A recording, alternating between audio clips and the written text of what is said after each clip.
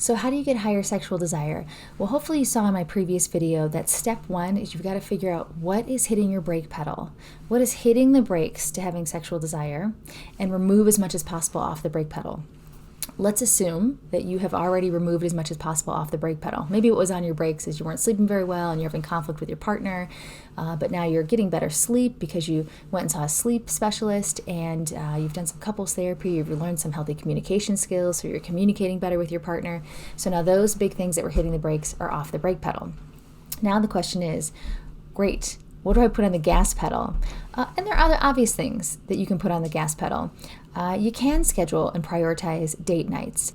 And so scheduling date nights to increase that emotional connection can be the start of that foreplay. It can be a driver to being responsive, to being sexual. But it doesn't have to be a big to-do.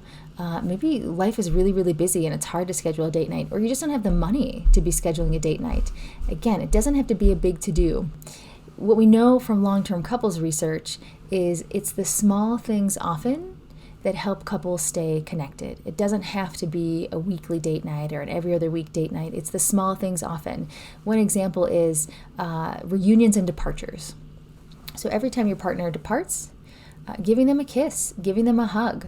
Gottman has a thing called the 6-second kiss. So kissing your partner for 6 seconds. 1, 1,000, 2, 1,000, 3, 1,000, 4, 1,000, 5, 1,000, 6, 1,000. It's kind of a long kiss. So kissing your partner for 6 seconds before they leave, having that meaningful departure. And when they come back, the reunion, same thing. 6-second kiss, having a meaningful reunion. That is one example of a small thing often. These are the little tiny things that couples who are happy in their relationship do, that they sprinkle throughout the day to maintain that emotional connection. So strengthening the emotional connection can help increase sexual desire. Another thing that can help increase sexual desire is novelty. Beginnings of relationships are often called that honeymoon phase. This phase where you think everything your partner does is adorable. They can burp and you think it's adorable. It's this period of time that you're enamored with your partner and there's a lot more sex typically happening. And we know from the research that honeymoon phase cannot last any more than 12 to 36 months. So at 12 to 36 months, the honeymoon phase goes away, and then you go in what I call the sweatpants phase. All right, you're just lounging around in your sweatpants. What do you want to do tonight? Let's just hang out and watch Netflix. Put on the sweatpants. So honeymoon phase cannot last. Now, what makes the honeymoon phase? Like if you could bottle that up and continue to have that throughout your relationship, that would be amazing. But you can't. It can't be sustained. You just simply lose that novelty over time. Your partner becomes so much more familiar to you. Now, take that information and translate it into helping you have higher desire. If novelty was a key factor to having higher desire during that honeymoon phase, can you bring some novelty into your relationship now? Think about doing things that you two don't often do. Think about maybe having a little bit more autonomy, not always doing things together. So it does give a little mystery, a little novelty to what your partner's been up to. So novelty is another way to increase sexual desire.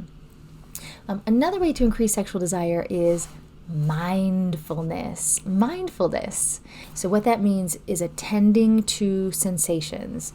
You're in the moment, you're in the sexual experience, and you're really attending to temperature, warm, cold, pressure, is this rough or smooth, texture, firm, soft, temperature, pressure, texture, TPT, you're in the moment of sensations.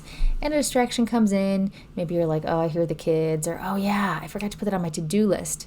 Just wave by to that distraction and get right back to temperature, pressure, texture, being as present as possible in the moment. What's amazing about mindfulness is it also gives you novelty.